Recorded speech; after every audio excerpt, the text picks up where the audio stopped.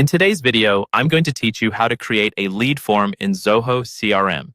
By the end of this walkthrough, you'll have a fully working form that captures leads directly into your CRM, so your sales team can follow up quickly and consistently. First, go ahead and log in to your Zoho CRM account. Once you're on the main dashboard, look to the top right corner of the screen for the small gear icon. That's your settings area. Click on that to open up all of your configuration options. Inside settings, you'll see different sections. Find the one labeled Channels. Under Channels, look for an option called Web Forms and click it. This is where Zoho lets you build forms that connect visitors on your website to records inside your CRM.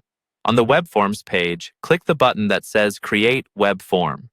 Zoho is now going to ask which type of record you want this form to create. Open the module dropdown and select Leads. This tells Zoho that every time someone fills out this form, a new lead record will be created in your Leads module. Next, you'll see a form builder screen. On the left side, you have a list of fields you can use, such as name, email, phone number, and any custom fields you've created.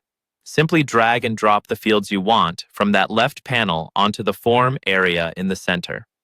Take a moment to think about what information you actually need from a new lead. Usually, less is more because shorter forms tend to get more submissions. You can also rearrange fields until the layout feels clean and logical. Once you're happy with your form layout, click the Next Step button.